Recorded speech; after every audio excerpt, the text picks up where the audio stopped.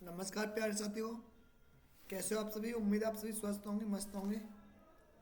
साथियों, आज हम पढ़ने वाले हैं प्रॉफिट और लॉस। मतलब हम करने वाले हैं 2015 टेट 2015 का पेपर है ना। तो सभी साथी आ जाइए एक बार। और जो भी साथी जुड़ते जाएंगे वो क्लास को लाइक और शेयर करते जाएंगे, ठीक है। बाद में जो भी देखेगा वो क्लास को शेयर भी करेगा। चलिए, क्वेश्चन नंबर पहले से स्टार्ट करते हैं। पहला क्वेश्चन क्या है आज का? क्वेश्चन नंबर आज का पहला क्या है, देखिएगा कि 144 वस्तुएं बेचने पर राम को 6 पेनों के विक्रय मूल्य के बराबर हानि होती है। हानि प्रतिशत। ऐसा क्वेश्चन कभी भी आ जाए जब लाभ या हानि क्रय मूल्य या विक्रय मूल्य के बराबर हो। जब लाभ या हानि क्रय मूल्य और विक्रय मूल्य के बराबर हो तो कैसे करना है। जैसे हानि विक्रय मूल्य के बराबर हो तो आप क्या मानोगे? मान लो एक वस्तु का जो विक्रय मूल्य है, एक वस्तु का विक्रय मूल्य कितना मान लोगे? एक वस्तु का विक्रय मूल्य क्या मान लोगे? 1 रुपया। जब ये क्रय मूल्य के बराबर बात करता तो एक वस्तु का क्रय मूल्य मानते, तो एक वस्तु का विक्रय मूल्य 1 रुपया हो गया। तो 144 वस्तु बेची है ना, 144 वस्तु। तो 144 वस्तुओं का विक्रय मूल्य 144 हो जाएगा, ठीक है। इसका मतलब विक्रय मूल्य कितना हो गया? 144। विक्रय मूल्य कितना हो गया? 144। लेकिन हमें तो क्या चाहिए? क्रय मूल्य चाहिए। क्या? क्रय मूल्य। भाई 144 की कोई चीज़ बेची और 6 पेन का विक्रय मूल्य के बाद लॉस पड़ गया। और एक पेन कितने का? एक का। तो 6 पेन कितने के हो जाएंगे? 6 के। बोलो हाँ या ना। 6 पेन कितने के हो जाएंगे? 6 के, ठीक है। तो 6, इसका मतलब क्रय मूल्य कितना होगा? 144 और 6 150। बोलो हाँ या ना। भाई एक वस्तु का विक्रय मूल्य मान लिया 1 रुपये। अब 144 पेन बेचे हैं, 6 वस्तुओं के विक्रय मूल्य के बराबर क्या हुई? हानि। तो इसका मतलब आपको तो 144 रुपये ये पेन गए और 6 रुपये का, और इसका मतलब आपको क्रय मूल्य कितने का पड़ेगा? 150 रुपये का पड़ेगा। हानि प्रतिशत ज्ञात करो। हानि का प्रतिशत ज्ञात करो। हानि परसेंट। तो हानि परसेंट कैसे निकालोगे? हानि बट्टे क्रय मूल्य इंटू 100। हानि कितने की होगी? भाई एक वस्तु का विक्रय मूल्य 1 रुपये, तो 6 पेनों के विक्रय मूल्य के बराबर हानि हुई है। एक पेन का विक्रय मूल्य 1, तो 6 पेन का 6 रुपये की हानि हुई कितने पर? 150 पर। कितने पर? 150 इंटू कर दोगे 100, ठीक है। 50 दूनी 100, 50 × 150, 3 से काटोगे 2, तो हानि कितनी आएगी? 2 दूनी 4%। इसका आंसर क्या आएगा? 4% आंसर आएगा। एक बार फिर से सुनेंगे। जब हमें विक्रय मूल्य के बराबर लाभ दिया हो तो एक वस्तु का विक्रय मूल्य मान लेंगे। क्रय मूल्य के बराबर दिया हो तो एक वस्तु का क्रय मूल्य। अगर एक वस्तु का एक विक्रय मूल्य होगा तो इसने खरीदी कितने की? 144, तो ये है। और 6 पेनों का ये लॉस हुआ है तो ये भी तो उस पर गए हैं। इसका मतलब उसका क्रय मूल्य 150 रुपये का हो गया। और हानि कितने की होगी? 6 की। तो 6/150 इंटू 100। 50 से काटोगे 3 बार, 50 से 2 बार, 3 से काटोगे 6 को 2, 2 दूनी 4%। तो इसका आंसर डी आ गया। चलिए अगला क्वेश्चन देखते हैं 92। ये कह रहा है कि 3 संख्याओं का औसत एक साथ है। देखिए टेट 2015 का क्वेश्चन है। टेट 2015 का पेपर सॉल्व करा रहा हूँ क्या? टेट 2015 का पेपर सॉल्व। 3 संख्याओं का औसत 7 है, पहली 2 संख्याओं का औसत 4 है, तो तीसरी संख्या ज्ञात कीजिए। सरल क्वेश्चन है। अगर 3 संख्याएं उनका औसत 7 है तो टोटल कितना आएगा? 7×3 = 21। अगर 3 संख्याओं का औसत 7 है तो टोटल 7×3 = 21 आएगा। और 2 संख्याओं का औसत कितना है? 4। 2 संख्याओं का औसत कितना है? 4। तो 2×4 = 8। 3 संख्याओं का योग कितना हो गया? 21 हो गया। 2 संख्याओं का 8 हो गया। अगर 3 संख्याओं में से 2 संख्याओं का घटा देंगे, अगर 21 में से 8 घटा देंगे 13, 13 इसका क्या आएगा? आंसर। एक बार फिर से सुनेंगे। 3 संख्याओं का औसत 7 है तो टोटल कितना आएगा? 3×7 = 21 आएगा। 2 संख्याओं का औसत 4 है तो 2×4 = 8। तो 21 में से 8 गया 13, 13 इसका करेक्ट आंसर आएगा। ऑप्शन नंबर बी इसका मेरे भाइयों करेक्ट आंसर आएगा। अगला क्वेश्चन है। मोहन ने एक कार, है ना, 2.5 लाख रुपए में खरीदी। इकाई 2.5 सैकड़ा 1000 10,000 लाख 2.5 लाख में खरीदी और 3,48,000 में बेच दी, तो लाभ परसेंट। अब ऐसा भले ही मत करना कि आप घटा रहे हो। सबसे पहले देखो कितनी जीरो कट पा रही हैं। 3 जीरो यहाँ पे कट गई। भाई इसको सिंप्लीफाई कर लो, है ना। 3 जीरो यहाँ पर कट गई। और भी काट सकते हो क्या? 250 बचेगा 3 जीरो काटने के बाद। और यहाँ पर 3 जीरो काटने के बाद 348 बचेगा। भाई हमें लाभ परसेंट पूछा जाए, हानि परसेंट। ये क्या होता है? क्रय मूल्य और विक्रय मूल्य का अनुपात। ये क्या होता है? क्रय मूल्य और विक्रय मूल्य का अनुपात होता है। लाभ हो या हानि परसेंट हो, क्रय मूल्य और विक्रय मूल्य का अनुपात होता है। तो आप देखोगे 3 जीरो से 3 जीरो चली गई, यहाँ पर 250 बचा, यहाँ पर 348। 2 से फिर काट लो 125 बार, 200 काटोगे 174 बार। अगर 125 की चीज़ 174 में बेची जाए तो इसका मतलब लाभ होगा आपको कितने का लाभ होगा बताइएगा। लाभ परसेंट, लाभ कितने का होगा। अगर 125 की चीज़ को 174 में बेचा जा रहा है तो लाभ कितने का आएगा। 14 में से 5 गया 9, है ना, 49 रुपये का। कितने का, 49 रुपये का फ़ायदा होगा। किस पर, हमेशा क्रय मूल्य पर। और क्रय मूल्य 125 इंटू 100, 25 से काटोगे 4 बार, 25 से काटोगे 5 बार, ठीक है। 25 से कितनी बार, 5 बार। 5 से काटो 9 चौक 5 नंबर 45, 5 अट्ठे 40, ये कितना आएगा 8 चौक 32, 36 और 3 39, तो 39.2% कितना आएगा 39.2%। Option B. सबसे पहले क्या करा, इसको सिंप्लीफाई किया तो 3 जीरो से 3 जीरो कैंसिल आउट हो गए। यहाँ पर 250 बचा, यहाँ पर 348, 250 से 348, यहाँ पर मैं 2 से काटूँ 125, 2 से काटूँ तो 174। अगर आप 125 रुपये की चीज़ को 174 रुपये में बेच रहे हो, इसका मतलब 49 रुपये का फ़ायदा हो रहा है। लाभ परसेंट होता है, लाभ परसेंट, लाभ हो या हानि हो, हमेशा क्रय मूल्य को बेस मान करके कैलकुलेट किए जाते हैं। मतलब बट्टे में हमेशा क्या आता है, क्रय मूल्य आता है। बट्टे में हमेशा क्या आता है, क्रय मूल्य आता है। बट्टे में हमेशा क्या आता है, क्रय मूल्य आता है। लाभ परसेंट हो या हानि परसेंट, हमेशा क्या आता है, क्रय मूल्य आता है। तो लाभ कितने का हो गया, 125 की 74 चीज़ को 174 में बेचा, कितने का फ़ायदा हो गया 49 का। कितने पर, 125, क्योंकि क्रय मूल्य 125 था, इंटू 100, 25 चौके 100, 25 पंजे 125, 5 से काटोगे 9.8, और 9.8 का जब गुणा करोगे 4 से तो क्या आएगा 39.2%। ये ऑप्शन क्या हो गया, बी इसका करेक्ट आंसर आ गया। क्वेश्चन नंबर 94 देखेंगे, बहुत ही सिंपल क्वेश्चन था साथियों, कि कितने वर्षों में 12% की दर से 3,000 रुपये का सादा ब्याज 1,080 रुपये हो जाएगा। देखो सबसे पहले इसको आप बेसिक से कर सकते हैं। समय बराबर निकालना है आपको, क्या निकालना है, कितने वर्षों में मतलब समय निकालना है। समय का फॉर्मूला क्या आएगा, 100 गुणा ब्याज। चाहे पूछे आपको दर या समय या मूलधन, कुछ भी पूछे, 100 गुणा ब्याज तो हमेशा नीचे आएगा। समय पूछा है तो आपको दर दिया होगा और समय पूछा होगा, दर और मूलधन, दर और मूलधन, है ना।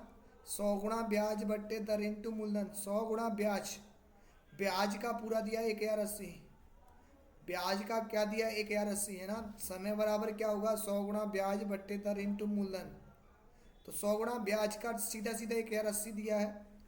दर कितनी दी है, 12 की दी है, दर कितनी 12 की, और मूलधन कितना दिया है 3,000, मूलधन कितना दिया है 3,000। 100 गुणा ब्याज, ब्याज कितने का 1,080 का, बट्टे दर इंटू मूलधन। अब देखो आप इसको सिंप्लीफाई करोगे, 2 जीरो से 2 जीरो कट जाएंगे, हाँ या ना, ठीक है। और 1 जीरो से ये जीरो कट जाएगी, 3 से काटोगे इसको 36 थी 108, वो 12 से काटोगे 36 को कितनी बार, 3 बार।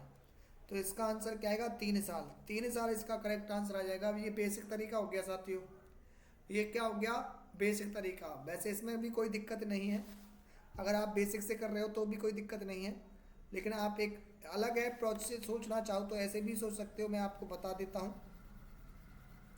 मैं आपको एक और तरीका बता देता हूँ, आप लोगों को अगर समझ में आ जाए तो ठीक है, समझ जाना, कोशिश करना पूरी।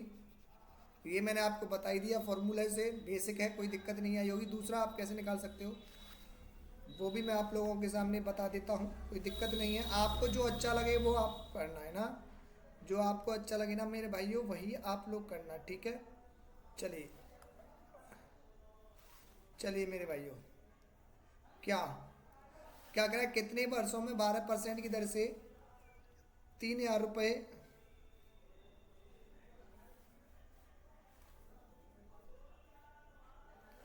3,000 रुपये का सादा ब्याज कितना होगा, 1,080। सबसे पहले परसेंट को देखिए, 12% का मतलब हो गया 12/100, 12% का मतलब हो गया 12/100। 4 से काटोगे 3 बार, 4 से काटोगे 25, इसका मतलब हो गया 25 रुपये पर 1 साल का ब्याज 3 रुपये। अगर आपका मूलधन 25 रुपये होगा तो इस पर 25 रुपये पर 1 साल का ब्याज 3 रुपये आएगा। लेकिन आप देखो 3,000 रुपये का सादा ब्याज 1,080, तो आप इसको सॉल्व कर लो पहले। 3,000 रुपये का, है ना, 1,080 से क्या कर लो, रेशियो निकाल लो, जीरो से जीरो 3 से कट जाएगा कितनी बार, 100 बार, और 3 से कट जाएगा ये 36 बार। सिंपलीफाई करो, 4 से काटो 25 बार, 4 9 36, मतलब 25 रुपये पर आपको 9 रुपये का ब्याज चाहिए। ये तो आ गया आपका मूलधन और ये हो गया ब्याज। आपको 25 रुपये पर 9 रुपये का क्या चाहिए, ब्याज। अब 25 रुपये पर 3 साल, 1 साल का ब्याज 3 रुपये है, और ब्याज मुझे कितने करना है, 9। 1 साल का ब्याज 3 रुपये है, मुझे ब्याज 9 रुपये चाहिए, तो हर साल कितने चाहिए, 3 3 के हिसाब से 3 साल में हो जाएगा। हर साल 3 रुपये और 9 रुपये ब्याज के चाहिए, तो कितनी साल में हो जाएगा, 3 साल में। इसको ऐसे भी निपटा सकते थे और बेसिक भी कोई गलत तरीका नहीं था। अगला क्वेश्चन, सादा ब्याज की किस दर से किसी धन का 10 वर्ष का सादा ब्याज उस धन का 2/5 हो जाएगा। देखिए दर पूछी गई है, मैंने मान लिया कि धन कितना था, 100। भाई मूलधन 100 मानोगे ना, 100, तो ब्याज कितना आएगा, ब्याज कह रहा है कि मूलधन का 2/5, तो 100 का 2/5 कितना आ गया, 40 रुपये। 5 से काटो 20, 40 रुपये ब्याज चाहिए, कितना, 40 रुपये। 40 रुपये ब्याज। एक बार फिर से सुनाई, अगर मैंने मूलधन मान लिया 100, तो ब्याज कितनी आएगी, ब्याज कितनी आई, 100 का 2/5, क्योंकि कह रहा है ब्याज उस धन का 2/5 है, तो 100 का 2/5, 5 से काटोगे 20 दूनी 40 रुपये ब्याज चाहिए। अच्छा 10 वर्ष में चाहिए, 10 वर्ष में 40 रुपये, तो हर साल में कितने चाहिए, 10 वर्ष में 40, तो हर वर्ष कितना चाहिए, 4, तो 4% इसका करेक्ट आंसर आ जाएगा मेरे भाई, 4%, क्योंकि मूलधन 100 रुपये था ना, 100% मान लीजिएगा, तो ब्याज कितना आएगा, 40%। 10 वर्ष में 40%, तो 1 वर्ष में 4%, 4 इसका करेक्ट आंसर आ जाएगा। साथियों ये क्वेश्चन है, 2 सरल रेखाएं ए बी और सी डी हैं और बिंदुओं पर काट रही हैं। आपको दिख भी रहा है कि ए बी और सी डी 2 बिंदु, 2 रेखा, ए बी ये हो गया और ये सी डी रेखा हो गई, दोनों काट रहे हैं, ठीक है। और ए ओ सी कितना है, 50, ये वाला कोण ए ओ सी 50 है, तो बी ओ सी ज्ञात करो। आपको पता ही होना चाहिए कि सरल रेखा कैसी भी हो, सीधी और टेढ़ी हो। सरल रेखा का मतलब हो गया 180। अगर आप इस पूरे कोण को देखोगे तो 180 आना चाहिए, हाँ या ना। पूरा कोण मेरे भाइयों कितना आना चाहिए, 180 आना चाहिए। पूरा कोण कितना आना चाहिए, 180 आना चाहिए। पूरा कोण कितना आना चाहिए, ये 180 आना चाहिए। बोलो समझ में आ गया क्या भाई। सरल रेखा के एक ही तरफ बने कोणों का योग कितना होता है, 180। सरल रेखा के एक ही तरफ बने कोणों का योग 180, ये सब कितना आना चाहिए, 180 आना चाहिए। अब 180 में से ये 50 हो गया, तो 180 में से 50 गया 130, इसका आंसर 130 आ जाएगा ना, बी ओ सी। बी ओ सी यही कोण हो गया 130, करेक्ट आंसर डी आ गया।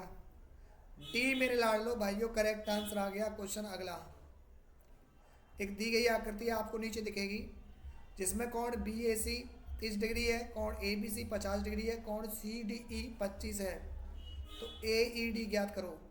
देखते हैं इसमें दिया है क्या कोण, देखो हाँ तीनों के तीनों कोण दिए इसमें।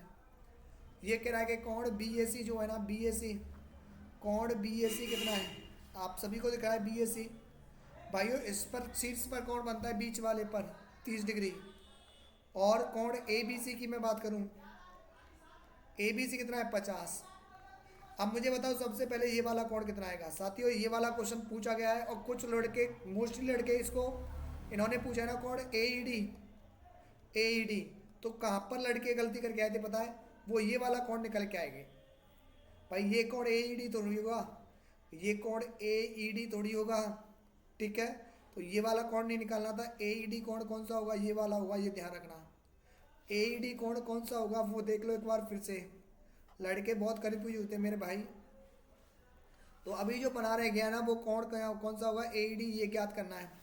सबसे पहले मुझे बताओ ये 30 का, ये 50 का, ये 80। मैंने बताया त्रिभुज का बहिष्कोण शेष सम्मुख आंतरिक कोणों के योग के बराबर 30 50 80, तो 30 50 80 हो गया। ऐसे ये देखो ये इसका बहिष्कोण बनना है। अगर मैं त्रिभुज सी डी की बात करूं, अगर मैं त्रिभुज किसकी बात करूं, सी डी, अगर मैं त्रिभुज सी डी की बात करूं तो ये भी तो एक बहिष्कोण हो गया और ये बहिष्कोण हो गया, तो शेष सम्मुख आंतरिक कोणों के योग के बराबर 80 और 25 105, तो इसका आंसर 105 आएगा मेरे भाइयों। ए ई डी ये वाला कोण है, ठीक है, आंतरिक नहीं है, तो इसका 105 आएगा। बहुत सारे लड़के इसके 75 करके आए थे, ये देख लेना। ए ई डी है ना, बाहर का कोण है। चलिए ये तो मैंने डायरेक्ट आप लोगों को लाइन लिखाई थी भाई, किसी भी त्रिभुज में दो भुजाओं का योग हमेशा क्या होता है, तीसरी भुजा से छोटा नहीं होता, अंतर होता है। तीसरी भुजा से बड़ा बिल्कुल होता है, तीसरी भुजा से बड़ा होगा, बराबर भी नहीं होगा, 2/3 भी नहीं होगा। किन्हीं भी दो भुजाओं का योग तीसरी भुजा से बड़ा और अंतर यहाँ पर शब्द होता तो तीसरी भुजा से कम हो जाता। ये एकदम शानदार क्वेश्चन था, झक्कास, बहुत ही गजब क्वेश्चन साथियों, गजब क्वेश्चन। कौन सा क्वेश्चन, गजब क्वेश्चन है ये।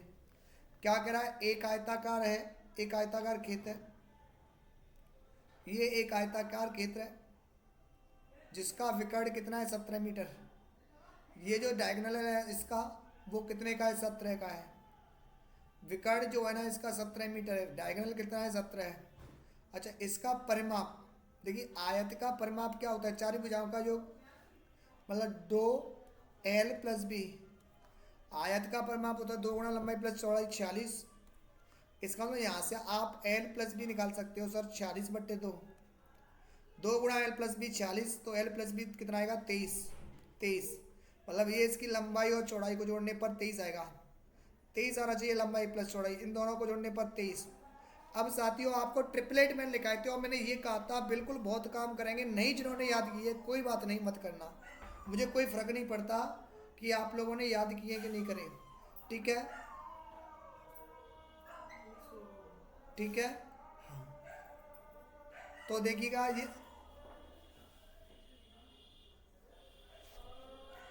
है ना, ये एक समकोण त्रिभुज बनेगा, क्या बनेगा, समकोण त्रिभुज। यहाँ पर ट्रिपलेट काम करेंगे, यहाँ पर ट्रिपलेट काम करेंगे, ठीक है, यहाँ पर ट्रिपलेट काम करेंगे। तो ये अगर 8 हो गया ट्रिपलेट, अगर एक भुजा 8 होगी तो एक 15 होगी। अगर लंबाई 15 हो गई, कोई भी भुजा 15 हो सकती है, लंबाई को आप 15 मान सकते हो, कोई दिक्कत नहीं है, और चौड़ाई को 8। तो आप देखिएगा 8 15 17 ट्रिपलेट लग गया। अगर आप बेसिक से करोगे तो लंबे फंसोगे। अच्छा आयत का क्षेत्रफल क्या होता है, आयत का क्षेत्रफल होता है लंबाई गुणा चौड़ाई, आयत का क्षेत्रफल होता है लंबाई गुणा चौड़ाई, 15 गुणा 8।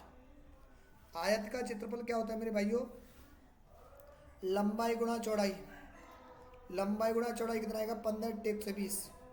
तो इसका जो क्षेत्रफल आएगा मीटर स्क्वायर, 120 मीटर स्क्वायर। ध्यान रखना आपको ट्रिपलेट इसमें हेल्प करेंगे, 8 15 17 एक ट्रिपलेट होता है। और जिन्होंने अभी तक नहीं पढ़ा है वो समकोण त्रिभुज की मेरी क्लास देख सकते हैं। त्रिभुज मैंने मात्र 3 क्लास में आपको करा दिया है, बहुत अच्छे तरीके से करा दिया रीड के पर्पज से। गणित क्या है, देखो ये वाला क्वेश्चन पहले भी किसी एग्जाम में पूछा गया है ना, सभ्यता एवं संस्कृति का दर्पण। दर्पण किसके होते हैं, मैंने क्या ट्रिक बताई, दर्पण का मतलब होता है कांच, दर्पण का मतलब होता है मिरर। और मिरर किस में होते हैं सर, पेन में। आप देख रहे हो कि बच्चों की वैन होती है उसमें मिरर होते हैं। तो अगर आपको दर्पण शब्द दिख जाता है, सभ्यता एवं संस्कृति का दर्पण, तो ट्रिक क्या बनेगी, हॉग वैन, वैन में क्या होते हैं, दर्पण होते हैं। अच्छा दो घनों का आयतन, दो घनों का आयतन 27:64 है। देखिए पहली क्लास में मैंने जब मैंने ज्योमेट्री पढ़ाई थी, बेसिक करा था, मैं लाइन एंड एंगल करा रहा था, तो या तो वहाँ पर मैंने जिक्र किया था या ट्रायंगल में जिक्र किया था कि सबसे पहले आपका क्या आता है, किसी भी चीज़ का परिमाप आता है, परिमाप आ जाए या भुजा आ जाए या त्रिज्या आ जाए या व्यास आ जाए, डायगोनल जिसको कहेंगे व्यास आ जाए, या विकर्ण आ जाए, ये डायोमीटर होता है, व्यास क्या होता है, डायोमीटर। विकर्ण आ जाए, ये हमेशा या तो सेंटीमीटर में होगा या मीटर में होगा या किलोमीटर में होगा। क्षेत्रफल किसी भी आकृति का हमेशा सेंटीमीटर स्क्वायर में आएगा या मीटर स्क्वायर में आएगा या किलोमीटर स्क्वायर, यहाँ पर स्क्वायर चढ़ जाएगा। और आयतन हमेशा क्यूब में आता है, सेंटीमीटर क्यूब, मीटर क्यूब या किलोमीटर क्यूब में आता है। आयतन हमेशा काय में आता है, क्यूब में, है ना, ये ध्यान रखना। तो सबसे पहले अगर आपको ऐसा क्वेश्चन दिया हो, देखो आता है ये, तो आयतन काय में आएगा ये बताइएगा, है ना, ये आपने समझ लिए होंगे, है ना। इनको याद करने की कोशिश करना है ना, बिल्कुल, और कुछ नहीं आराम से हो जाएगा, आप सब जानते हो ना, बस इसको फॉलो करना आना चाहिए। चलिए तो यहाँ पर जो दिया है ना, यहाँ पर जो दिया है, यहाँ पर क्या दिया है आप लोगों को, आयतन। आयतन किस में आता है, क्यूब में, इकाई का क्यूब, इकाई किसी भी इकाई का क्यूब होता है। और कितना दिया ये 27:64। तो सबसे पहले आप डायरेक्ट क्या नहीं निकाल सकते, क्षेत्रफल नहीं निकाल सकते, सबसे पहले इसका क्या निकालोगे, भुजा का अनुपात। अब साथियों ये क्यूब में होता है ना, और ये क्या होता है इकाई में। अगर वो क्यूब में होता है तो ये इकाई में होता है। इसका मतलब यहाँ पर इसका क्या ले लोगे, क्यूब रूट ले लोगे। जब भी ऐसा क्वेश्चन आया है ना तो आपको क्यूब रूट लेना है। सबसे पहले भुजा या त्रिज्या का अनुपात निकालेंगे। तो 27 का क्यूब 3, 4 का क्यूब 64, 64 का क्यूब रूट 64। ये किसका आ गया, ये क्षेत्रफल का अनुपात आ गया। किसका आ गया, क्षेत्रफल, ये भुजा का अनुपात आ गया, सॉरी। अभी मुझे क्षेत्रफल का निकालना है। क्षेत्रफल के लिए वर्ग कर दोगे, जो भी इकाई होती है उसका वर्ग कर दोगे, ठीक है। 3 का वर्ग अनुपात 4 का वर्ग, तो 9:16। 3 का वर्ग कितना हो गया 9, और 4 का अनुपात 16। तो यहाँ पर क्षेत्रफल का अनुपात क्या आएगा, 9:16। क्षेत्रफल का अनुपात क्या आएगा, 9:16 आएगा। क्षेत्रफल का अनुपात क्या आएगा, 9:16, ठीक है। तो आंसर क्या आएगा इसका, 9:16। क्यूब का आयतन दिया था, आयतन का अनुपात क्यूब में होता है 27:64। पहले भुजा का या त्रिज्या का अनुपात निकाला जाएगा। यहाँ पर घन है तो इसलिए भुजा का आएगा। गोला वगैरह होता तो यहाँ पर त्रिज्या का आता। क्षेत्रफल के लिए क्या कर दोगे, वर्ग कर दोगे। 3, 4 का वर्ग, 9 और 16। गणित विज्ञान है, गणित क्या है, विज्ञान। किसका विज्ञान है, गणित किसका विज्ञान है बताइए, गणनाओं का, जिसमें गणनाएं होती हैं, है ना। मैथमेटिक्स शब्द किससे बना होता है, मैथमेटा से। अगर मैं मैथमेटिक्स शब्द की बात करूं, गणित को मैथमेटिक्स कहते हैं, मैथमेटिक्स। और मैथमेटिक्स जो है ना मैथमेटा से बना होता है ना, ग्रीक भाषा के शब्द से। या गणित में गण धातु होता है, गण धातु। और गण धातु का मतलब क्या होता है, गणित शब्द गण धातु से बना है, इसका मतलब होता है गणना करना। गणित शब्द गण धातु से बना है, जिसका अर्थ होता है गणना करना। तो इसमें गणनाओं का ही क्या होता है, अध्ययन होता है। इसमें गणनाओं का क्या होता है, अध्ययन होता है। चलिए अगला, प्राथमिक स्तर पर गणित का क्या महत्व है। हालांकि गणित का जो महत्व है ना सभी है, सांस्कृतिक, धार्मिक, सामाजिक। लेकिन प्राथमिक स्तर पर बच्चा संस्कृति को नहीं जानता, धर्मों को नहीं जानता, समाज में थोड़ा सा विकास होता है, लेकिन सबसे ज़्यादा किसका होता है, मानसिक। जैसे वो आता है विद्यालय में, है ना, तो इसमें तर्क चिंतन की क्षमता पैदा होती है। तर्क होते हैं, चिंतन होते हैं। इसका मतलब इसमें मानसिक चिंतन का क्या होता है, विकास होता है, मानसिक। प्राथमिक स्तर पर मानसिक करके आएंगे।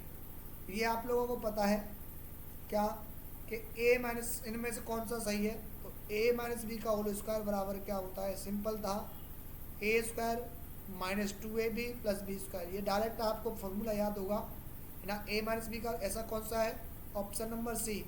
तो ये डायरेक्ट फॉर्मूला दिया था, है ना। ए माइनस बी का होल स्क्वायर बराबर क्या होता है, A square minus B square, A square minus 2ab plus B square. तो ऑप्शन नंबर सी इसका करेक्ट आंसर हो गया। उपलब्धि परीक्षण एवं नैदानिक परीक्षण में क्या अंतर है ना। उद्देश्य, उद्देश्यों का, क्योंकि उपलब्धि परीक्षण हम ये देखते हैं कि बच्चे ने कितनी उपलब्धि प्राप्त की, इसके द्वारा ये परीक्षण कराया जाता है। बच्चे की उपलब्धि का परीक्षण, बच्चा कितना सीखा, है ना, किस हद तक सीखा, कितना सीखा, कैसे, तो ये उपलब्धि परीक्षण होता है। नैदानिक परीक्षण में क्या होता है कि बच्चाई का कठिनाई स्तर किया जाता है कि बच्चे की क्या प्रॉब्लम चल रही है। तो उद्देश्य अलग अलग हो जाते हैं। इसका उद्देश्य होता है उपलब्धि का परीक्षण करना, कितना सीखा। और नैदानिक में निदान और उपचार, आपको पहले इसमें कठिनाई देखनी होती है, बच्चे की कहाँ प्रॉब्लम आ रही है। तो इसमें उद्देश्य क्या होते हैं, अलग अलग हो जाते हैं। मनुष्य के जीवन की गतिविधियों में गणित का सर्वाधिक प्रयोग होता है। ये कैसा है, सांस्कृतिक, सांस्कृतिक से होता है पर इतना नहीं होता। सर्वाधिक किसमें होता है, सामाजिक में नहीं होता, मनोवैज्ञानिक नहीं होता, आर्थिक। भाई जो भी आप सामान लेने जाते हो, आर्थिक का मतलब हो गया धन, आर्थिक का मतलब क्या हो गया, धन, है ना। जो भी स्टार्टिंग से लेकर के लास्ट तक जो भी व्यक्ति होता है वो धन से जुड़ा होता है कहीं ना कहीं। आप तैयारी कर रहे हो धन के लिए कर रहे हैं, हम आपको करा रहे हैं वो धन के लिए ही कर रहे हैं, ठीक है। तो धन से कहीं ना कहीं आर्थिक में सबसे ज़्यादा जुड़ा होता है। अगला, मूल्यांकन का निकटतम संबंध किससे है। मूल्यांकन का निकटतम विषय वस्तु से, मूल्यांकन विधियों से, उद्देश्य से, सीखने की क्रियाओं। तो सबसे ज़्यादा इम्पोर्टेंट है उद्देश्य से, सभी के उद्देश्य होते हैं, ठीक है। तो इसका आंसर क्या आ गया था, सी इसका करेक्ट आंसर आ गया। क्वेश्चन नंबर 108, सर्वाधिक प्रभावशाली शिक्षण सामग्री की है अप्रक्षेपित, प्रक्षेपित, प्रत्यक्ष अनुभव और इनमें से कोई नहीं। अप्रक्षेपित जिनको अपन किसी स्लाइड वगैरह पर शो नहीं कर सकते, है ना। प्रक्षेपित जिसको हम स्लाइड पर शो कर सकते हैं। प्रत्यक्ष अनुभव, देखिए अगर हम किसी को स्लाइड में दिखा दें कि ये होता है, ये होता है, तो इतना अप्रक्षेपित तो बिल्कुल भी नहीं है। सबसे ज़्यादा क्या है, प्रत्यक्ष अनुभव। बच्चा वहाँ जा कर के देखेगा, बच्चे ने को अगर दिखा दिया कि देखो भाई ये ताजमहल इस तरीके का है, इसमें ये कहानी हुई थी, तो अगर वो प्रैक्टिकल अनुभव करेगा। अगर आप बच्चे को बोलोगे कि आग से दीपक से दूर रहना बेटा जल जाएगा, है ना, आग के दीपक से दूर रहे बेटा जल जाएगा, लेकिन बेटा नहीं मानेगा। लेकिन एक बार जब जल जाएगा ना, तो फिर वह उस दीपक के पास नहीं जाएगा। तो प्रत्यक्ष अनुभव जरूरी है ना, प्रैक्टिकल एक्सपीरियंस, है ना। वस्तुनिष्ठ परीक्षण की सर्वाधिक महत्वपूर्ण विशेषता है, ये सब सर्वाधिक है। विश्वसनीयता भी होनी चाहिए, वैधता भी होनी चाहिए, वस्तुनिष्ठता होनी चाहिए। विश्वसनीयता का मतलब विश्वसनीय होना चाहिए, ठीक है, ऐसा नहीं है। वैधता, जिस उद्देश्य को लेकर हम परीक्षण कर रहे हैं वो होना चाहिए। वस्तुनिष्ठता, एक ही आंसर होनी चाहिए, अलग अलग आंसर नहीं होनी चाहिए। तो ये क्या होगा, ये सभी हमारे लिए बहुत ही महत्वपूर्ण है, ठीक है। अगला, कौन सा कार्य अध्यापक से संबंधित नहीं है। योजना, भाई लेसन डायरी बनानी होती है। कभी भी क्लास में पढ़ाने जाओगे तो उससे पहले लेसन डायरी होती है, हर एक टीचर को मिलती है, और जो उसको मेंटेन करता है। तो योजना तो करनी पड़ेगी उसका। बच्चों का मार्गदर्शन भी करना पड़ेगा ना, बच्चों का मार्गदर्शन भी करना पड़ेगा। भाई जा रहे हो तो मार्गदर्शन करने भी तो जा रहे हो। शिक्षण का कार्य तो डेली हो रहा है, लेकिन बजट नहीं बनाता। क्या, कभी भी शिक्षण बजट नहीं बनाता। ऑप्शन कौन सा हो जाएगा, डी इसका आंसर आ जाएगा, ठीक है। अगला क्वेश्चन ये है, सबसे पहले इसको सॉल्व करना है। सबसे पहले आपको एक कंसेप्ट पता होना चाहिए कि अगर किसी की भी पावर जीरो होती है उसका मान क्या होता है, एक। कभी भी किसी की पावर जीरो होगी उसका मान क्या आएगा, एक। ये आपको कंसेप्ट पता होना चाहिए। चलिए अब करिएगा, तो अब करने पर आप देखोगे, अब करने पर आप देखोगे मेरे भाई, 4 तो सेम आ जाएगा, फिर माइनस आएगा। इसका मतलब भाई इसको घात जीरो करोगे ना, किसी की भी घात क्या करोगे, जीरो, माइनस क्या आएगा, एक आएगा, एक आंसर आएगा। तो 4 तो है ही, -1 प्लस 3 का वर्ग 9 आएगा, 9/1, 9/1 प्लस 3, बोलो हाँ या ना। सबसे पहले 4 माइनस 2 माइनस 9 की घात जीरो, किसी की भी घात जीरो होगी उसका मान 1 आएगा, प्लस 3 का वर्ग 9/1 प्लस 3। अब क्या होगा, करिए, 4 में से गया 3, प्लस 1 का भाग दोगे 9 में 9 और प्लस 3, तो 9 3 12 3 15, इनको प्लस करने पर 3 और 9 12 3 15, 15 इसका आंसर आएगा। बस कन्फ्यूजन होने वाला कंसेप्ट था, तो बस ये था कि अगर आप जीरो की पावर को जीरो, कुछ लोग जीरो मान के आए थे, कुछ पता नहीं क्या क्या कर रहे थे, है ना। तो आपको ये ध्यान रखना था, इसका मान 1 आएगा। तो 4 माइनस 1 प्लस 3 का वर्ग हो गया 9/1 प्लस 3, ठीक है। तो 4 में से गया 3, प्लस 1 का भाग दोगे 9 में, 9 प्लस 3, 9 3 12 3 15। तो इसका आंसर ऑप्शन डी आएगा, सी इसका करेक्ट आंसर आएगा। चलिए अगला क्वेश्चन देखिएगा। अगले क्वेश्चन का आंसर क्वेश्चन नंबर 112 बताइएगा। देखिए ये बड़ा शानदार क्वेश्चन आया था, आप लोगों को शायद आज तक इसका आंसर नहीं मिला हो, कुछ लोगों को, है ना। तो आज आप इसका आंसर आसानी से जान लोगे कि इसका आंसर क्या आएगा।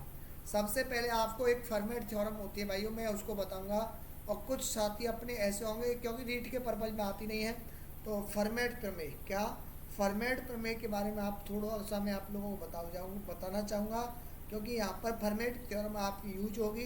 फॉर्मेट थ्योरम अभी आप एक बार देखिएगा, बस मैं लिखता जाऊँ उसको देखिएगा, है ना।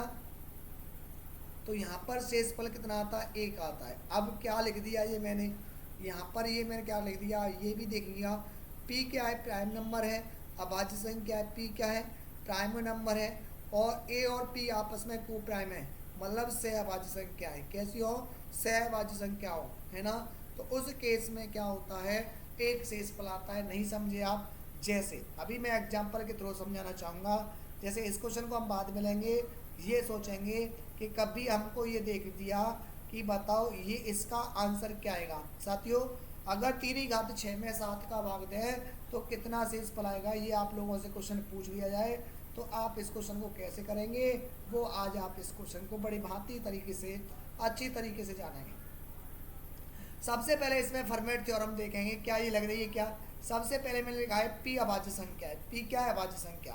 तो अभाज्य संख्या मतलब नीचे वाली संख्या जिससे आप भाग दे रहे हो। 7 कैसी संख्या है? अभाज्य संख्या है क्या?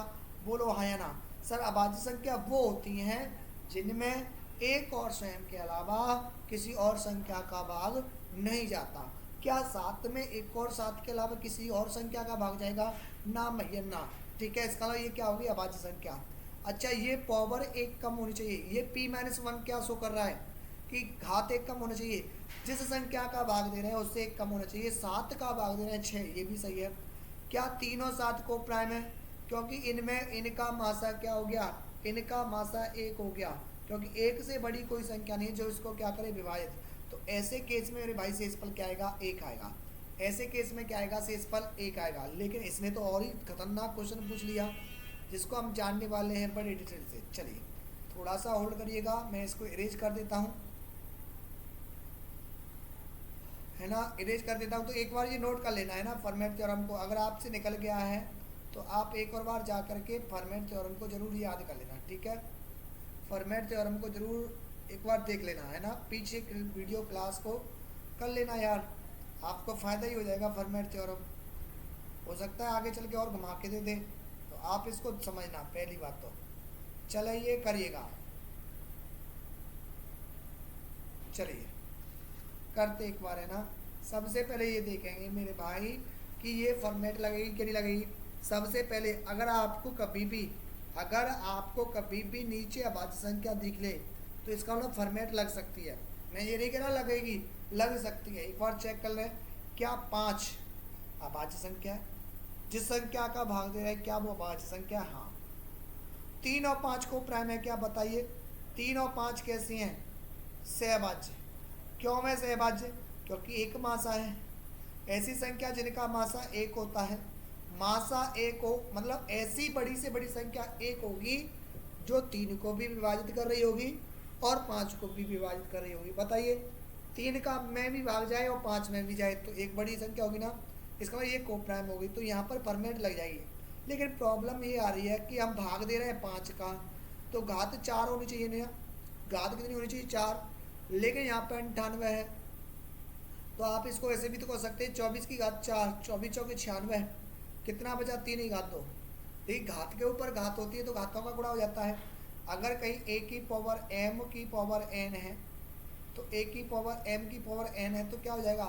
a की पावर m इंटू एन। आपने पढ़ा होगा, आपने मेरे भाइयों पढ़ा होगा, एक बार आप लोगों ने ये पढ़ा होगा, ठीक है। अगर कहीं होता है a की पावर m की पावर n तो ये मिलाकर के हो जाता है a की पावर m इंटू एन, ये हो जाता है, ठीक है। तो यही आपको करना है कि 24 चौकी 96 इंटू 96 घाती होगी, 2 घाती होगी, 98 हो गया ना। चलिए अगर 98 ये हो गया, अगर 98 ये हो गया तो आप देखोगे अगर मैं इसका भाग देता,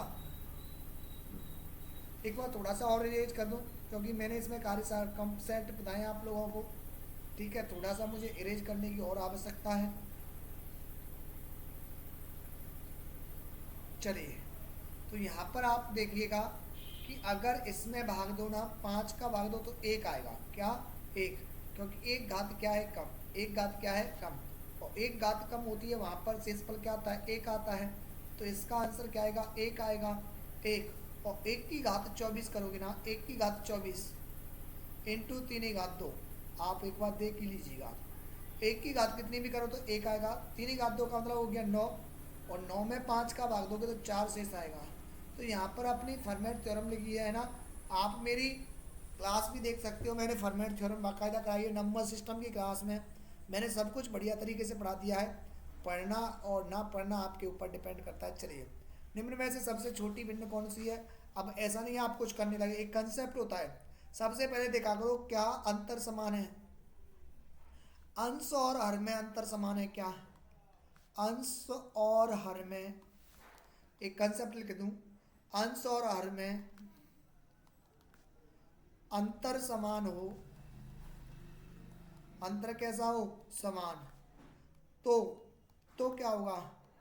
जिसका अंश बड़ा तो क्या होगा? तो क्या होगा? जिसका अंश बड़ा, जिसका अंश बड़ा होता है, जिसका अंश बड़ा होता है, जिसका अंश बड़ा होता है, जिसका अंश बड़ा होता है, भिन्न भी बड़ी होती है। वह भिन्न भी कैसी होगी? भिन्न भी बड़ी होती है, भिन्न भी बड़ी होती है। भिन्न भी कैसी होती है? भिन्न बड़ी होती है। और जिसका अंश छोटा होता है, जिसका अंश, जिसका अंश छोटा होता है, जिसका अंश छोटा होता है, भिन्न भी छोटी होती है, भिन्न भी छोटी होती है। ये ध्यान रखिएगा। अगर अंतर समान है अंश और हर में तो भिन्न बड़ी, अंश बड़ा, भिन्न बड़ी, अंश छोटा, भिन्न छोटी। देखिए यहाँ पर अंश 24 है, यहाँ पर 10 है, यहाँ पर 99 और 68। पहली बात तो अंतर समान है क्या? देखो एक का अंतर, 10 11 में एक का अंतर, 99 100 में एक का अंतर और 68 69 में भी एक अंतर समान है। क्या?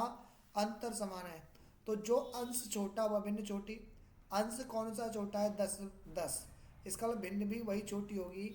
तो इसका आंसर क्या हो गया? 10/11। कल के लिए आपको सबसे बड़ी पूछ लेता तो सबसे बड़ा अंश ये रहा, ये सबसे बड़ी हो जाती। ठीक है, 99/100 है ना, ये सबसे बड़ी हो जाती। उम्मीद आप लोग समझ गए होंगे। फिर भी नहीं समझ में आता तो आप मुझे बिल्कुल कमेंट कर सकते हो। और मैंने साथियों आपको अपना नंबर दे ही रखा है, बिल्कुल आप कर सकते हो ना। क्या कह रहा है? 10,000। तो सबसे पहले 10,000 लिखिएगा। जो इसने कहा है उसको लिखिए 10,000। 10,000 लिख लिया। 10 इकाई। साथियों एक इकाई का मतलब क्या होता है? मैं यहाँ पर लिख देता हूँ एक तरफ। एक इकाई का मतलब क्या होता है? एक इकाई का मतलब एक होता है। और एक दहाई का मतलब क्या होता है? 10। ये ध्यान रखिएगा। एक इकाई का मतलब एक होता है और एक दहाई का मतलब 10 होता है। एक सैकड़ा का मतलब, कल के लिए आपको एक सैकड़ा दिया हो, इसका मतलब 100 हो जाएगा। 1,000 आप जानते हो। एक इकाई का मतलब एक होता है। ये चीज़ आपको बहुत कन्फ्यूज करने वाली है, लेकिन आप इस कंसेप्ट को अगर जानने लग गए तो दिक्कत नहीं आएगी। एक इकाई का मतलब एक होता है, ठीक है, तो 10,000 तो है ही। 10 इकाई का मतलब क्या हो गया? एक इकाई का मतलब एक, तो 10 इकाई का मतलब 10 हो गया। क्या हो गया? 10 यहाँ पे लिख दीजिएगा। अब 10 दहाई। एक दहाई का मतलब 10 हो गया, तो 10 दहाई का मतलब, एक दहाई का मतलब 10 हो गया, तो 10 दहाई का मतलब क्या हो गया? 100। इसका मतलब यहाँ पर क्या आएगा? 100 आएगा। क्या आएगा? 100। अब इन सबको क्या कर दीजिए? प्लस, जीरो कर दिया, एक कर दिया, एक कर दिया, जीरो एक।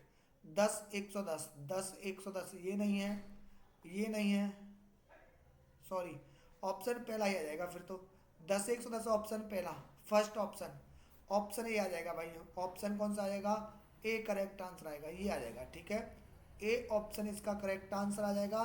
10 110। क्वेश्चन नंबर अगला 115 नंबर देखते हैं। 10 दिनों में मिनट की संख्या निम्न में से कितने घंटों की सेकंडों की संख्या के बराबर होगी?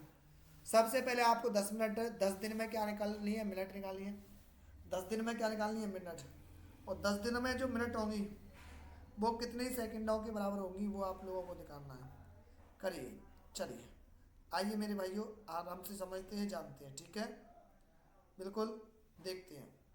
चलो क्या करते हैं? 10 दिनों में मिनट की संख्या। सबसे पहले 10 दिन में कितने घंटे हो गए? एक दिन में 24 घंटे। 10 दिन में इतने घंटे हो गए। और एक घंटे में 60 मिनट, इसका मतलब इतने सेकंड हो जाएंगे, इतने सेकंड हो जाएंगे। ठीक है, और ये कितने घंटों में सेकंडों की संख्या? एक घंटे में कितनी सेकंड होती है? 3600। भाई 60 गुणा 60, बताओ। 10 दिन में मिनटों की संख्या, 10 दिन में मिनटों की संख्या, तो 10 दिन में कितने घंटे होते हैं? 24। और एक घंटे में 60, इतनी सेकंड हो गई। वो कितने घंटों में सेकंडों के बराबर? तो सबसे पहले एक घंटे में 60 मिनट सेकंड। ठीक है, 60 से 60 कैंसिल हो गया, जीरो से जीरो कैंसिल हो गया, और 6 चौके 24। तो यहाँ पर काट पीटने के बाद कितना आ गया? 4। 4 घंटे के बराबर होगा। किसके बराबर होगा? 4 घंटे के। ऑप्शन नंबर सी इसका करेक्ट आंसर आ गया। बिल्कुल मेरे लाडलो, ऑप्शन नंबर सी। अगला क्वेश्चन देखते हैं। अगला बेहतरीन सवाल, गजब क्वेश्चन। कुछ लड़के कहते हैं सर घातांकड़ी आता नहीं है। भाई मैं ये कह रहा हूँ, नंबर सिस्टम का मतलब बहुत सारा कंटेंट हो जाता है। तो नंबर सिस्टम में अपने आप में छोटा टॉपिक नहीं है, कार्य कई सारे टॉपिक्स को समेट के लेकर के आता है, ये ध्यान रखना। ये कह रहा है 256, इस ऐसा क्वेश्चन कभी भी आ जाए तो आपको पावर सेम करनी होती है, बेस सेम करिएगा। अब मैं इसको 16 की घात 2 लिख सकता हूँ ना, बताइए हाँ है ना, 16 का वर्ग, और ये कितना हो गया 0.16। मैंने भाई ऐसा ही क्यों किया, ऐसा इसलिए किया क्योंकि मुझे बेस क्या करने होते हैं, सेम करने होते हैं, आधारों को मैं सेम करूंगा। अब देखिए यहाँ पर भी 16 बेस हो गया, यहाँ पर भी 16 हो गया, हाँ या ना। आधार कैसे हो गए, समान हो गए। अगर आप यहाँ को इससे इसको और आगे सॉल्व करोगे तो आप देखोगे ये वाले कंसेप्ट, अगर घात के ऊपर घात है तो घातों का गुणा होगा, मतलब ये कितना आएगा, 2 गुणा 0.16 आएगा, 2 गुणा कितना आएगा 0.16 आएगा, इंटू, और ये 16 की घात पावर 0.18 है ही, 0.18 है ही। अब यहाँ से मेरे भाई देखोगे 16 दूनी कितना हो जाएगा 32, 16 दूनी 32 हो जाएगा, 2 अंक बाद पॉइंट लग जाएगा प्लस, है ना, क्योंकि गुणा में घातें जुड़ जाएंगी, मैं साथ ही साथ कर देता हूँ, है ना। अगर बेस सामने होते हैं और गुणा में घातें जुड़ जाती हैं, गुणा में घातें जुड़ जाती हैं, आप लोगों ने पढ़ा होगा कि ए की पावर m इंटू ए की पावर n, बेस कैसे हो गए, समान हो गए, तो पावर क्या होंगी, जुड़ जाएंगी, m प्लस n हो जाएगा। ऐसे ही 16 32 18 50, 0.50 हो जाएगा, और 0.5 का मतलब क्या हो गया, अंडरूट में 16, ठीक है, अंडरूट में आधा ही तो हो गया, और अंडरूट 16 का मतलब क्या हो गया 4, 4 मेरे लाल लो, इसका आंसर आ जाएगा 4, ऑप्शन नंबर ए। सबसे पहले मैंने इसका बेस सेम किया, यहाँ पर 16 है तो यहाँ पर भी 16 किया। हमेशा बड़ी संख्या को छोटी संख्या में कन्वर्ट करेंगे, 16 या 2 0.16 ये हो गया। आप देखोगे घात के ऊपर घात है तो घातों का गुणा, 16 दूनी 32 हो जाएगा, 0.232 हो जाएगा। अब देखोगे यहाँ पर अगर आप देखोगे बेस सेम है, यहाँ पर भी बेस सेम है, यहाँ पर भी बेस 16 है, तो अपन क्या करेंगे, घातों को जोड़ देंगे, 0.32 में 0.18 जोड़ेंगे तो 16 की घात कितना आएगा 0.5 आएगा, आधा आएगा, और आधा का मतलब होता है वर्गमूल, और 16 का वर्गमूल 4, मतलब ऑप्शन ए फर्स्ट इसका मेरे लाल लो करेक्ट आंसर आ जाएगा। निम्न में से कौन सी संख्या सही है, कौन सा सही है भाई, जितनी संख्या माइनस में बड़ी है ना। अब देखिए इनमें आप देखो तो 5 बड़ा होता है ना, लेकिन 3 होगा, क्यों, क्योंकि माइनस में जितना बड़ा होगा उतना ही क्या हो जाएगा छोटा। कर्जा आपको जितना ज़्यादा आपके पास कर्जा होगा उतने ही आप कम पैसे वाले होंगे। यहाँ पर 16, 16 छोटा होना चाहिए, 16 एक से कैसा होना चाहिए, छोटा होना चाहिए, 16 20 से छोटा होना चाहिए, लेकिन ये सही है ना, क्योंकि 16 और 3, -16 और -3 है ना, 3 बड़ा हो जाएगा, माइनस का 3 बड़ा हो जाएगा, क्योंकि वैसे प्लस होता तो 3 छोटा होता, लेकिन माइनस की वजह से बड़ा हो जाएगा। तो ऑप्शन इसका डी हो गया, डी फॉर डॉन इसका करेक्ट आंसर आ गया, डी फॉर डॉन। ऐसी छोटी से छोटी संख्या कौन सी है जो पूर्ण वर्ग हो, है ना, पूर्ण वर्ग हो, 10 से और 12 से 15 से और 18 से क्या हो विभाजित, है ना। तो सबसे पहले आप इसको ऑप्शन से भी कर सकते हो, अगर ऑप्शन से करना चाहो तो पहले वो देखो जो परफेक्ट स्क्वायर हो। क्या 3600 परफेक्ट स्क्वायर है, हाँ सर है। क्या 1600 परफेक्ट स्क्वायर है, हाँ है। क्या 2500 परफेक्ट स्क्वायर है, हाँ सर है। क्या 900 परफेक्ट स्क्वायर है, हाँ, मतलब परफेक्ट स्क्वायर तो सभी है, पूर्ण वर्ग संख्या तो सभी है, लेकिन आप अगर डिविजिबिलिटी देखोगे 18 से वही संख्या विभाजित होगी जो 2 और 9 से होगी, तो क्या इस संख्या में 9 का भाग जा रहा है, अंकों का योग 9 से विभाजित होना चाहिए। 9 के लिए क्या करते हैं, अंकों का योग, अगर संख्या के अंकों का योग, अंकों का योग अगर 9 से विभाजित होता है तो संख्या 9 से विभाजित होती है। 2 5 7 आ रहा है, 9 से विभाजित नहीं है। 6 एक साथ हो रहा है, ये भी नहीं है, तो ये 2 ऑप्शन बचे, ठीक है। अब देखिएगा छोटी संख्या कौन सी होगी, 900 होगी। क्या 900 में 10 का भाग जाता है, जाता है। क्या 900 में 12 का भाग जाता है, जाता है। क्या 15 से डिवाइड है, 15 से भी डिवाइड है, 18 से भी। तो ऐसी छोटी से छोटी संख्या क्या होगी 900। आप इसको ऑप्शन से कर सकते थे, बेसिक से कैसे करोगे वो भी जान लेते हैं। बेसिक से 10 12 15 और 18 इसके करिएगा फैक्टर, 2 से काटोगे 5 बार, 2 से 6, 2 से 15 और 2 से 9 सबसे पहले। फिर आप देखोगे इसमें, फिर आप देखोगे इसमें 2 का भाग दीजिएगा, 5 का 5 आएगा, 3 आएगा, 15 और 9 का 9 आएगा। अब इनमें कितने का भाग दोगे आप लोग बताइए, अब इसमें आप योग दीजिएगा 3 का भाग, तो 5 का तो 5 आ जाएगा, 1 आ जाएगा, 3 5 15, 3 तरफ के 9। फिर इसमें 3 का भाग देंगे अपन, भाग दे जा रहा है ना, वहाँ तक देंगे, चलिए करिएगा। तो 5 आ गया, 1 आ गया, 5 और 1 आ गया। फिर इसमें कितने का भाग दोगे, 5 का भाग दोगे, 1 1। ये सब फैक्टर आप करना जानते हो भाई। परफेक्ट स्क्वायर कब बनेगा, जब दो दो के जोड़े बनेंगे। क्या ये दो दो के हैं सर, हैं ये दो दो के जोड़े, इनका जोड़ा बन जाएगा, इनका जोड़ा बन जाएगा, है ना, इन दोनों का भी जोड़ा बन जाएगा, ठीक है। लेकिन किसका जोड़ा नहीं बनेगा, 5 का। 5 का जोड़ा जब बनेगा, इसमें जब 5 का गुणा और होना चाहिए। अपने पास 2 है, जोड़ा बन जाएगा, 2 अपने पास 3 है, जोड़ा बन जाएगा, लेकिन 5 अकेला है, इसलिए जोड़ा नहीं बनेगा। तो आपको क्या करना है, 2 गुणा 2 तो है, गुणा 3 गुणा 3, 1 5 था, लेकिन आपको 1 5 की और आवश्यकता होगी पेड़ बनाने के लिए। 2 3 4, 4 3 12, 12 3 36, 5 180, 5 900। तो इसका आंसर क्या आएगा, 900। 900 करेक्ट आंसर आएगा। क्या आएगा, 900 मेरे साथियों करेक्ट आंसर आएगा। इनका लासा ज्ञात करिएगा। भिन्नों का लासा या मासा कैसे लेते हैं। अगर आप लोगों को लासा निकालना है, अगर आप लोगों को इसका क्या निकालना है, लासा, तो फॉर्मूला क्या होता है, अंशों का लासा, अंशों का तो लो लासा, अंशों का तो लो लासा, और हरों का मासा, हरों का मासा।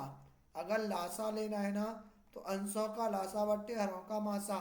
अगर मासा शब्द होता है यहीं पर, क्या होता है, मासा, तो अंशों का मासा बट्टे हरों का लासा। मतलब लासा निकालना है तो अंशों का लासा हरों का मासा लेंगे, मासा निकालना है तो अंशों का मासा हरों का लासा। अंश तो वही लेने हैं, लासा है तो लासा निकालेंगे अंशों का, मासा है तो मासा निकालेंगे, और हर क्या हो जाते उल्टे। अभी मुझे लासा पूछा है, तो मैं 1 2 5 4 इनका लूँगा लासा, इनका क्या लूँगा, लासा एलसीएम, और 3 9 6 और 27 इनका लूँगा मासा, मतलब एचसीएफ। तो फॉर्मूला अंशों का लासा बट्टे हरों का मासा। अब देखिएगा सर, 2 कट जाएगा, लासा में छोटी संख्या कट जाती है। 4 5 का लासा कितना आएगा, 20 आएगा। 4 5 का लासा कितना आएगा, 20। मासा 3 9 6 और 27 का मासा। यहाँ पर बड़ी संख्या, मासा में बड़ी संख्या कट जाती है, 3 का भाग 9 में जा रहा है, तो क्या कर दोगे, 9 को काट दोगे। यहाँ पर बड़ी संख्या कट जाती है, ये ध्यान रखेंगे। 3 और 6 में कौन सा बड़ा है, 6, क्योंकि भाग भी जा रहा है, 6 कट जाएगा। 3 और 27 में 27, तो मासा कितना आएगा, 3 आएगा।